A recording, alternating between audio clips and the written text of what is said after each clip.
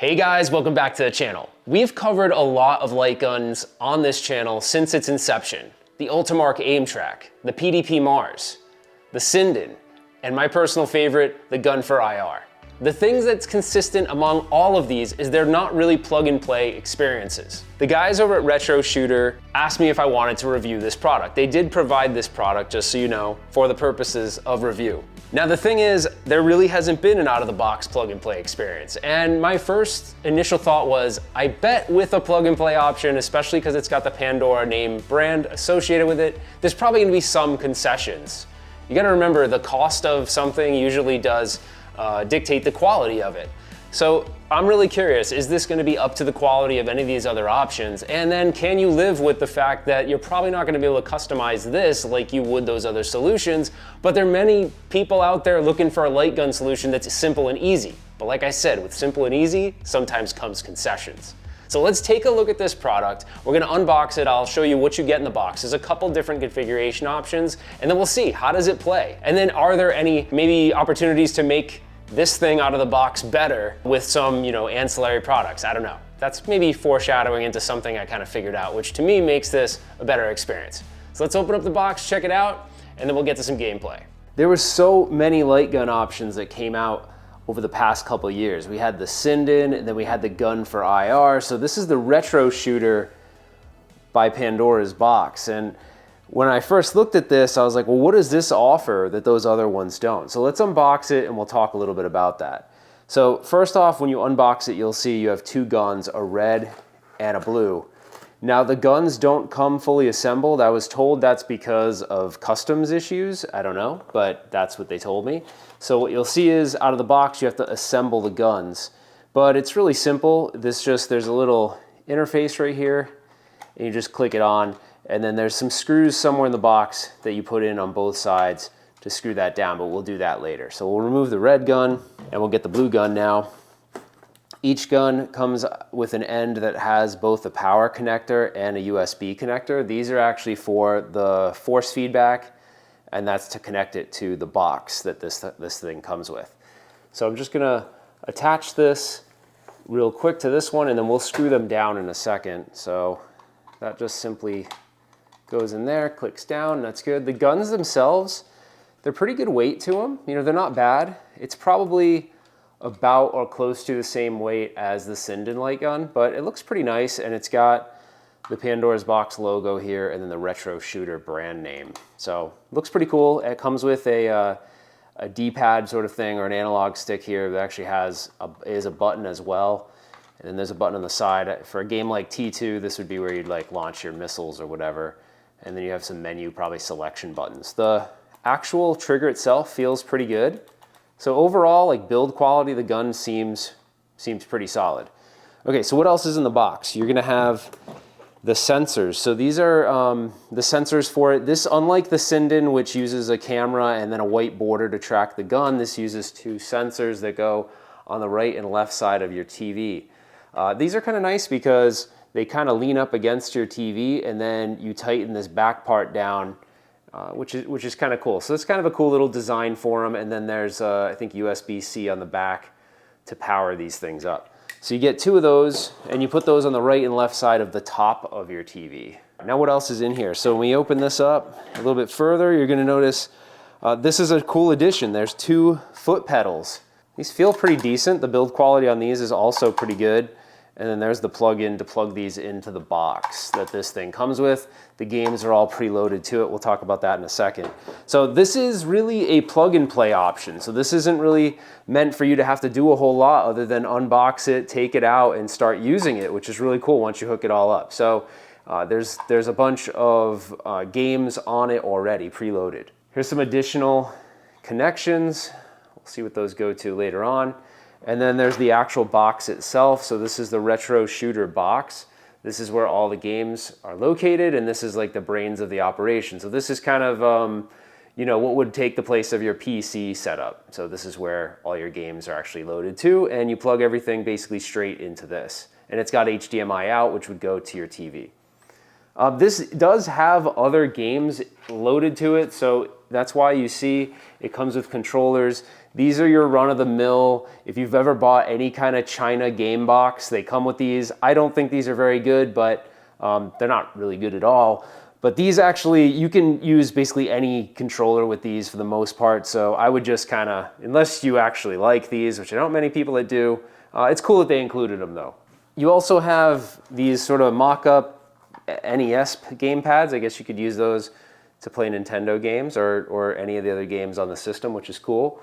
Even though really all I'm focused on for the purposes of this are the light gun games. We got a HDMI cable, and then you have like a power cable and some other various things. The screw kit for the guns, that's to screw the guns in, you know, the tops of the guns. And then this is actually a base that's used, if you're gonna use this on a Pandora's Box, like a traditional, the 10th anniversary, this is what you would use. So this is actually compatible with both the 10-year anniversary and their own custom box. So if you're gonna use it with your Pandora's Box 10-year anniversary, you would use this hub. If you're gonna use just it with the console it comes with, which is a different package, there's a couple different packages you can order this in, you would simply just use this. So it just depends on what you want. If you want an out-of-the-box experience and you don't have a Pandora's Box 10-year, you can totally just use this. And like I said before, if you have the 10-year, you can use the hub that it comes with. So kind of cool, you have those options, it's flexible in that way. So that's the receivers for the NES controllers, and this is the receiver for, I'm not sure. I don't know what that's for, but we'll figure that out in a little bit. So what I'm gonna do is I'm gonna hook this up to the TV and we're gonna see, how is this thing? You know, is it easy to set up, and how well do the games work, and how well and accurate are the light guns themselves? So wiring it up is pretty simple. You're gonna have a connection for pedal and gun recoil, and then gun recoil and pedal. So one is for player 1 and one is for player 2. And then on the other side, you're gonna see, this is where you put in light gun 1 and light gun 2. Now there is an extra USB port. You could use this to power your sensors, or you could use like a USB port on your TV or monitor or whatever you have it plugged up into. But that's pretty much all it takes. There's also a power connection, which they do provide a power switch, which is nice because I've seen some of these game boxes before. They don't have power switches, so they're on all the time. And then obviously you have just your HDMI that goes into your TV. So that's basically all you need to get it up and running. And obviously if you don't want to put the second gun on, you don't have to do that. And now I'm going to show you really quick how the sensors mount, and there is a little caveat to the sensors that you might want to be aware of. Okay, so this is a side profile of how the sensors mount. Now you can see the thickness of this display is not very thick, but if I had this mounted on a wall, look how far back this protrudes.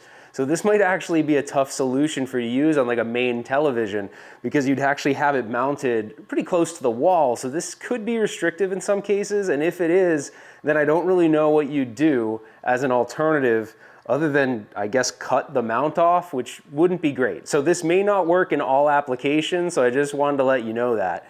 Then when you look at just the front of the sensor, you have a power button that goes on and off. So obviously when you set this up, if your guns aren't working, make sure you actually turned the sensors on. There isn't anything that automatically turns these on and off unless you do have it connected to the console. If you have it connected to the console, then when the console powers up, they're gonna power on and off. So if you do choose the TV route, sometimes those USB ports will maintain power, so just kind of keep that in mind when you're thinking about if this is a solution for you.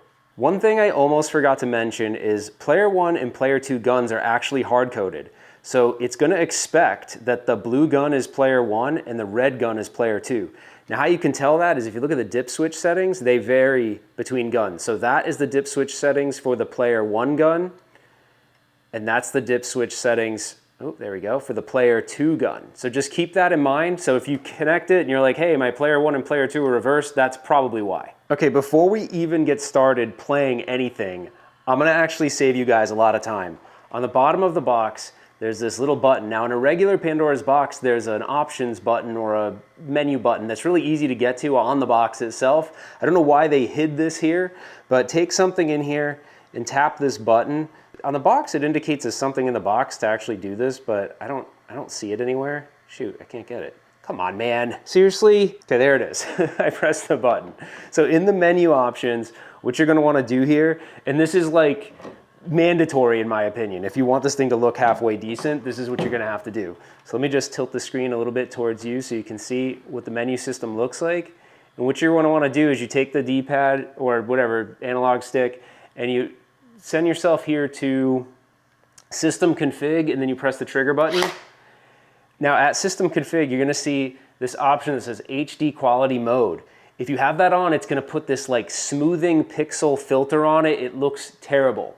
And I actually think with some of these lower res games, even though I know sometimes scanline deployments aren't perfect, I would recommend putting scanlines on. It looks a lot better, especially because they actually only included the PS1 version of Time Crisis. So it will kind of clean it up a little bit. You won't see as much of the like blocky pixelation. It just makes it look a little bit better. So these are my two suggestions. Turn HD quality mode off immediately and put scanlines on, and that will visually make it look a lot better because I was real unhappy with how it looked out of the box. By the way, once you've set those settings, hit the B button. This is actually the back button. There's other things you can do here. You can configure Wi-Fi. There was one initial update, so you can configure your Wi-Fi here. And you will, when it reboots, it'll probably do a quick update. So there is one update. I asked them what it does and he never responded. So I'm not sure exactly what that update did. That's pretty much it from here. There's really nothing else that you'd want to set here. But make sure you turn Wi-Fi on, and then also make sure that you do what I was talking about, the system configuration. I think you'll be much happier in the long run with how that looks. So to get out of here, push that button, then press save and exit, and then you just hit the trigger and it saves those settings. You press it one more time, and then we're good.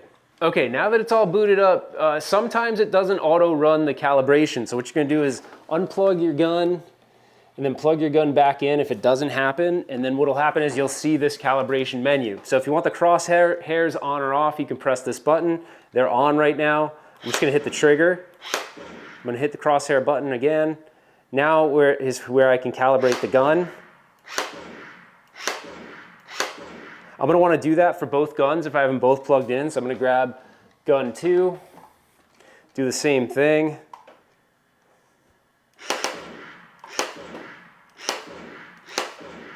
Now keep in mind, like I said, if you turn your system on and it didn't calibrate, you'll want to just plug it back in. When you get here, you just hit the back button and now you're back to the main menu.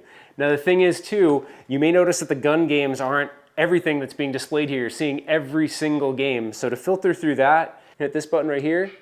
Now you're gonna get to the menu. You're gonna see the menu on the right-hand side right there. You're gonna scroll down to gun games and then hit the trigger to select. Now it's only going to display the 9 pages of gun games. Now you're going to notice as you scroll down here, you're going to have Dreamcast gun games, PlayStation gun games, and MAME, all gun games. So now it's not showing you anything but that. And the purposes of this, I'm not going to show you anything but the gun games. So we're going to start with a game that I love, which is Operation Wolf. So let's see if we can find it here. Operation Thunderbolt's one of the sequels there. Let's see, there we go, Operation Wolf. Hit the trigger, now you start the game. The gun's already calibrated, so we don't need to worry about that. So this will give you a good example of how things look. Once the game's booted up, it's pretty simple to get things going. It automatically puts a credit in. I'm gonna hit this button right here to get us fired up. And there we go, the game's gonna start. You can see I have crosshairs on. If you don't want that, you can hit these 2 buttons right here. At the same time, hold it for a couple seconds, and you're gonna see a menu system pop up. Now this menu system, you can scroll to crosshairs on or off, hit the trigger to turn it on or off. You can also go to console config, it doesn't do a whole lot. And then if you want to just continue, just hit that. Now I've noticed that it doesn't seem like it always consistently saves the crosshair settings, so you may notice having to turn those back on or off each game. I find this works a lot better with the crosshairs than without. Now you may notice before I even start playing, the screen is stretched. On the regular Pandora's Box, you'll notice there are settings to turn that on or off. On this, they omitted those settings, so there is no way for me to turn this into 4:3 aspect ratio, so you're forced to play it stretched out. But you notice it doesn't look too bad with the scan lines and everything. And the force feedback on the gun is pretty powerful, actually, and pretty loud. It's actually very loud. Now to shut that off, you could just simply unplug it. But overall, the gun tracking is not, as good as something like the gun for IR or Sinden. And at times it may feel like you're dragging the cursor across the screen a little bit, which I know can be frustrating, but that's the experience you get with a system like this. Now I will show you there is a way, if you happen to have one of these, there is a way to force it into 4:3 aspect ratio. I'm gonna show you what I did to do that right now before we play any more of the games. And then I'll show you there's some alternative methods as well, if that bothers you. Okay, so if this stretched aspect ratio bugs you as much as it bugs me, it honestly, I don't like the stretching of retro games. I think it looks absolutely terrible. Now they omitted this feature from this particular box. And I said this, that the other Pandora's Box, the Pandora's Box 10, which these guns do work with the hub that you can buy from him, they omitted those settings from the gun games as far as I can tell as well.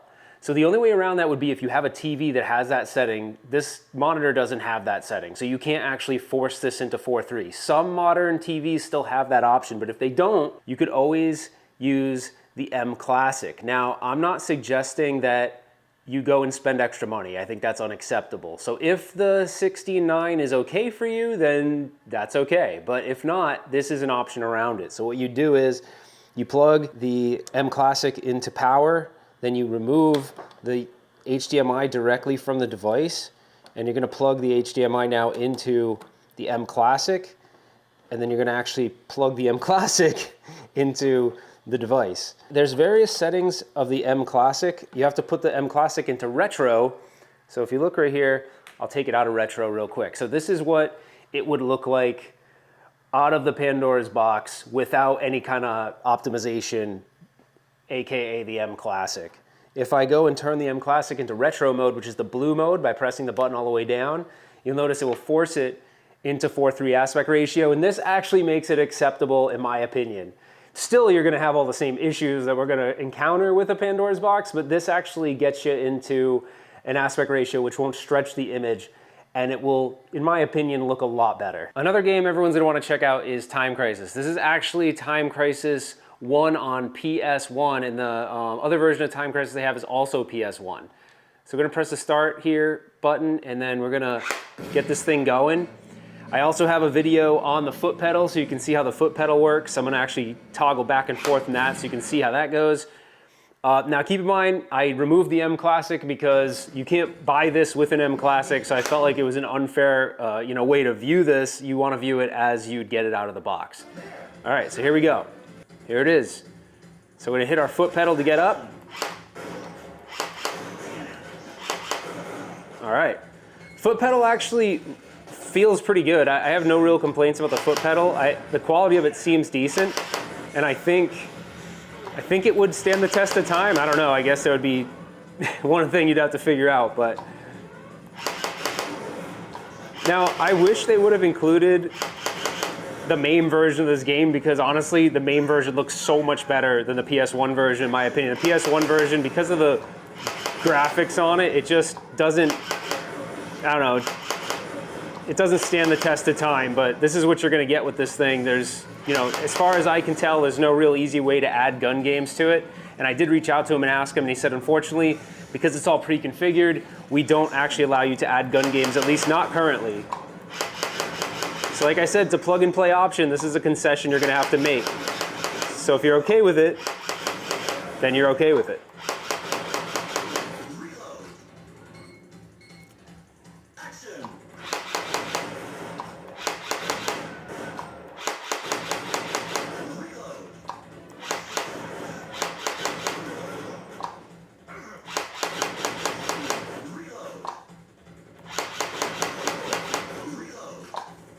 I'm not going to check out every game, but it is a little bit of a mixed bag. This is House of the Dead 2, another fan favorite. This is a game everybody's going to want to play. I was excited to see it on here, but also for a Pandora's Box to do Dreamcast emulation, because this is the Dreamcast version of the game, I was curious, would there be anything weird or odd about how it plays? And you will see as we go through this. I'm going to skip through some of the cutscenes and stuff. Initially, I was like, oh, it's playing decent, but you'll see, I don't know if you can see the ground there, there's some graphical glitches that happen throughout the entire game. So you can see, look at the ground right now, it's actually not drawing the screen correctly. So again, there's not much you can do about that because all that stuff is controlled by them. The emulators, everything like that, as far as I can tell, unless someone like the Pandoras tool comes around and gives us some customizations, there's no way to really change that. So just know, not every game is gonna play perfect, and this is an example of one of them where there's graphical issues. Now I'm gonna show you another example of a game that has kind of audio glitching as well, because not all these games are perfect, and honestly with the Pandoras Box, if you've ever entered the Pandora's jungle before, then you know it can be a mixed bag when it comes to sound and video emulation. Confidential Mission is another game that I encountered some audio issues. If you listen closely, there's a lot of clipping in the audio. That's how they operate. Yeah, to reload for this game, I noticed the button works better than shooting off screen, so kind of an issue there too. I'm trying to figure out where it wants you to shoot. Yeah, so I use the button for this, so that could be an issue as well. It doesn't seem to consistently reload off screen. So you can use this button right here to reload. I don't have the crosshairs turned on, so this is an example of seeing how it works without the crosshairs. It's not terrible, but luckily it shows you where your shots are, so it kind of helps. But again, the audio emulation in this game is not perfect. But if you've ever used Pandoras boxes before, typically Dreamcast is a little tough sometimes for it to emulate correctly. I'm not sure what emulator they're using exactly to achieve this. This game I'd call playable, but the audio glitching can kind of be, it's doing it right now. So actually there's some video glitching as well and slowdown.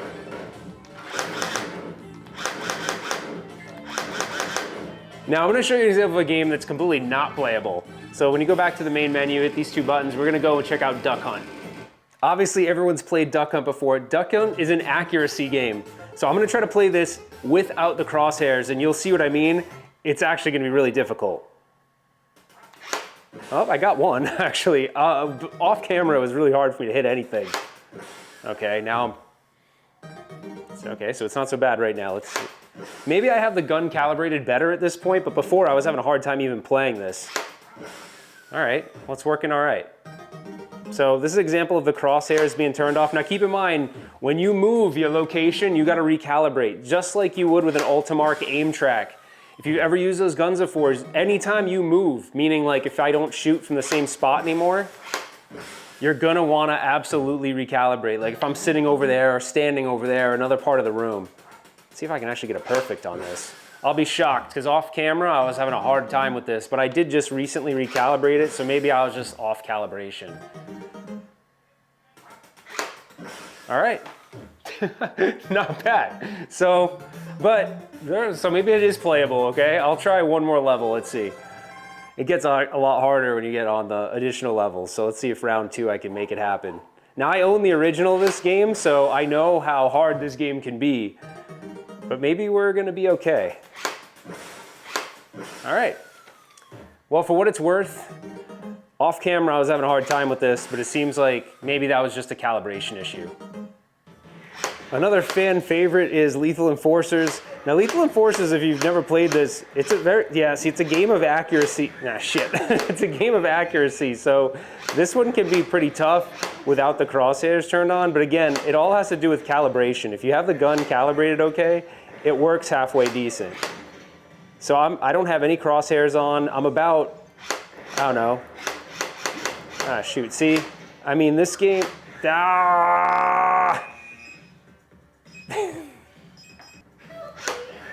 Damn it! I'm killing all the innocent people.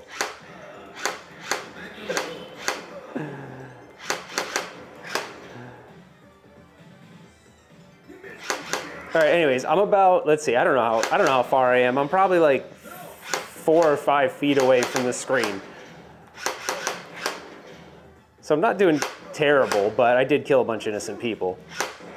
Like I almost killed him. Anyway, I'm gonna try, I'll try Terminator 2 next. Excellent. So you guys can see both guns working at the same time. I'm gonna have them both configured. We're gonna use them both. Here we go.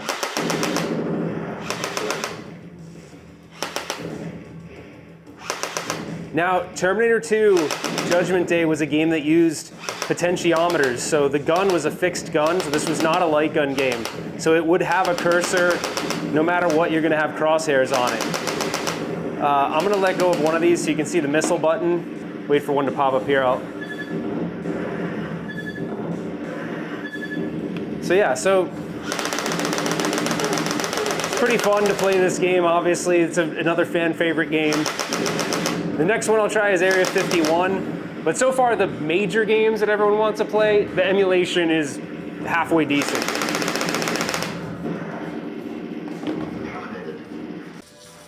Next up, one of my favorites, Area 51. Now, Area 51, man, because this is a full motion video game, this thing looks pretty rough, stretched out in 16:9. I mean, there's no way around that unless, like I said, you use the M Classic solution I showed you earlier. But the reload option seems to work fine on this, and you can also use the button to reload if you want to. I actually noticed that I play better on this if I shut the crosshairs off. So I'm gonna actually do that mid-game. I'm gonna press 2 buttons. I'm gonna shut the crosshairs off. So now I'll see how I play with this. So I'm definitely a bit less accurate.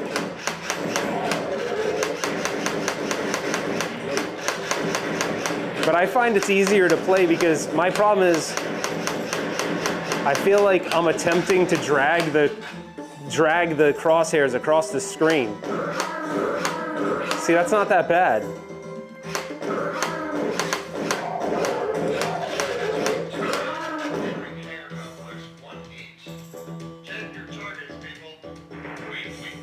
So I think if you have the calibration good, you know, which you're gonna have to probably reset often. If you have that, I think you could probably have a little better experience if you shut the crosshairs off. So the question many of you are probably asking is, will this RetroShooter work on the Pandoras Box 10 without you having to buy all of this other stuff? And the answer is yes, it does work by using this hub right here, and then everything plugs into that, and then it has a single USB connection to the Pandoras Box 10. Problem is, I don't see this on sale on the website. So until that's a possibility, I don't think you'd want to go out and buy the entire bundle when really all you're looking for are the guns and probably the foot pedals, which you can see down here. So I don't know. It's interesting. It just becomes kind of a hodgepodge, though, when you look at like all the stuff you need when you want to use a Pandoras Box 10 to use the guns, but they do work. I can validate that for you. The only other thing I'll say, and this is kind of a bummer, is that if you use the Pandoras Box 10, you'll notice you only have 6 pages of gun games versus 9, and there's games like Terminator 2 which are absent from the Pandoras Box 10. So that's just something to think about. Again, I don't know what the status is of this device, if it's going up for sale, which I would hope it does, because a lot of people bought this Pandoras Box 10 hoping for Lightgun support. So yeah, that's kind of where that's at right now. And then to follow up on one thing I talked about earlier, these little dongles, one of those dongles that said PS is for these PlayStation 2 Mimic clone controllers, and those do work with the console no matter what you're using, the RetroShooter or the Pandoras Box 10. So after it's all said and done, is this RetroShooter console something you should pick up? Well, it kind of depends, because if you're a Pandoras Box 10 owner, then right now I don't see that hub available on the website, so you can't just plug these in to a Pandoras Box 10 because you can't buy them separately currently.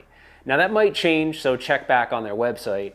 And the console itself, it's got the same issues as most Pandoras Box devices. Now, did I have fun with this? I absolutely did. The main thing that I had issues with this gun is making sure it was calibrated correctly. When it was calibrated correctly, it actually worked halfway decent. The solenoid in it feels pretty good, and the overall build quality of it is also pretty decent. So from a light gun perspective, I really do like the gun. The thing is, I'm kind of spoiled with solutions like Gun for IR and Sinden. Those to me are almost reference quality LCD light gun solutions, where this is kind of an affordable option, which I think people can have fun with, but just know what you're getting yourself into. If you've ever used a Pandoras Box before, then you absolutely know all of the issues that Pandoras Boxes have.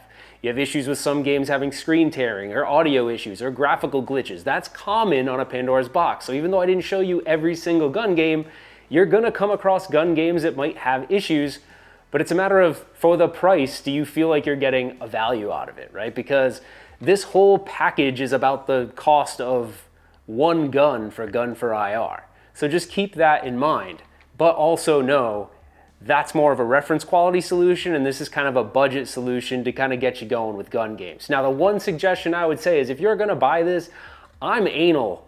I want it to be in 4:3 aspect ratio. So if your TV doesn't support forcing the game systems into 4:3, then really, and honestly, the other thing too I want to mention is the Pandora's boxes currently in the state they're in do not force the gun games into 4:3. So you can't actually go in the options and set the gun games for 4:3.